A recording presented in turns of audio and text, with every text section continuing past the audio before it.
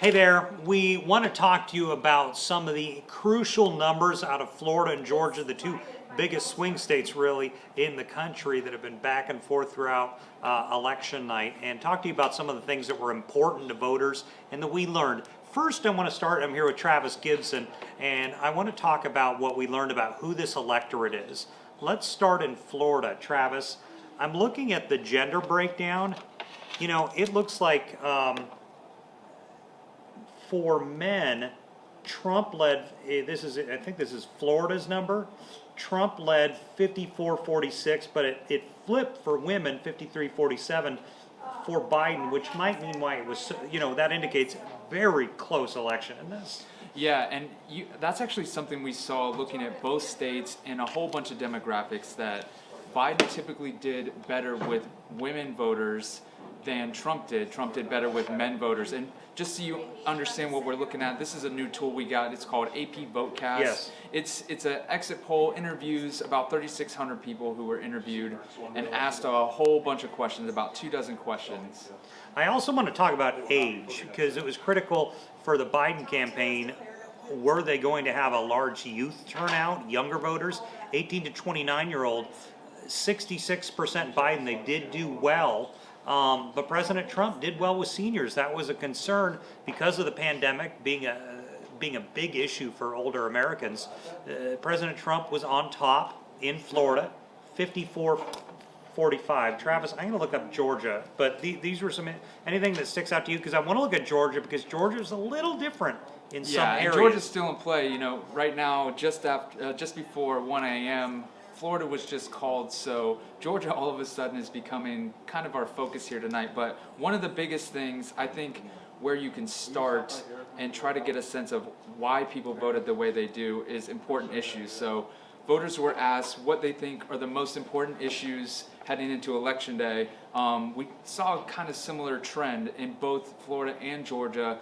The coronavirus pandemic was front and center. And the second topic is kind of connected to that. It's the economy and jobs. But it was well below COVID. COVID was Right. by far the number one in both Florida and Georgia. And it was interesting that we found out that the president's handling of the COVID pandemic, he was underwater. It was like 45-55. Yeah, that's what's hard to kind of make the connection, right? So if the coronavirus was the biggest issue and they didn't think that Trump was handling it well, then you would expect maybe less votes for Trump, but he still was able to win the state. And I also want to talk about some issues with racial breakdown of the voting electorate. The President Trump's campaign had really tried to make an outreach to African American voters, maybe go beyond what other previous Republican candidates had done, really hoping to increase it. But based on looking at some of these surveys, I'm looking at Georgia here, based on the respondents, he didn't accomplish that. Joe Biden winning 92-6% with African American voters, but with Hispanic voters, this is just looking at the Georgia numbers, he did better. 33% were backing President Trump, 59% Joe Biden. Yeah, and heading back to Florida, the other thing that we had an eye on was suburbs. The difference between rural and suburban voters. There was quite a big difference between Biden and Trump. Obviously, kind of expected that Biden's going to win the urban vote, which Yes. he did pretty handily, 58%. And Trump flipped it with the small town vote. It was like just the opposite. Yeah, and our experts were talking about, not only was the percentage really high for rural votes, but they got out more people. They were able to generate that voter turnout in the rural areas to make up that ground. And I'm looking at the Georgia numbers here. One thing that's interesting, it's a small percentage of the electorate, but independents. They broke heavily to Biden, 51-27. Now that was like 4 to 5%, about 5% of the respondents were independent, but they broke heavily toward Biden, which could, in a tight race, mean a lot. Let me see some. That was in Georgia? That was in Georgia. Yeah, similar story in Florida, where 61% of independents voted for Joe Biden and 34%. Again, when you see those type of numbers where it's about 5 or 6% of the voter base, you would expect Biden to do really well, but he lost ground in a lot of other key areas. So I want to look at a couple other issues here. Let me see. Do you feel the country's on the right track? Heading in the right direction or the wrong direction? Totally opposite depending on who you're asking. Joe Biden supporters, wrong direction, 78%.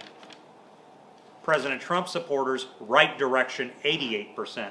So that just pretty much shows it flips depending on who you're supporting, how you feel the country is doing. Yeah, and I feel like probably the biggest one that opened our eyes tonight was the economy. The question in Florida, how do you think the economy is doing?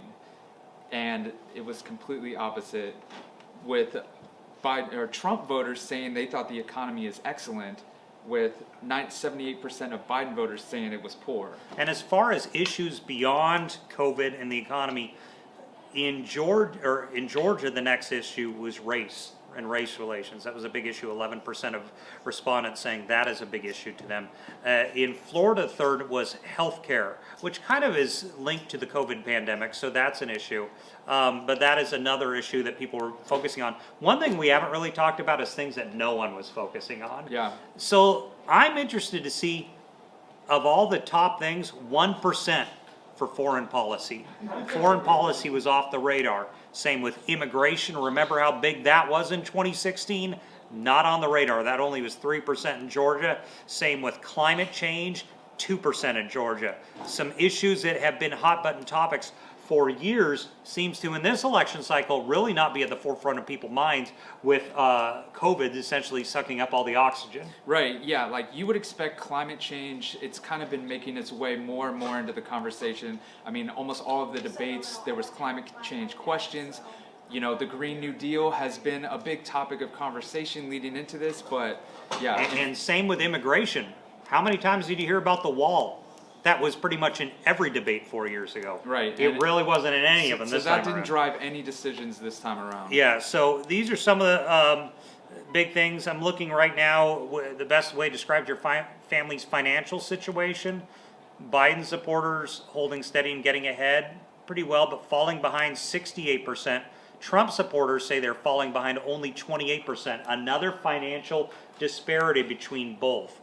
But I'm hearing in my ear, we've got to get back to some of what we're doing. But Travis, thank you. This is just a lot that we learned in this this election cycle from both Florida and Georgia voters, and really how they are different dramatically on a lot of different issues.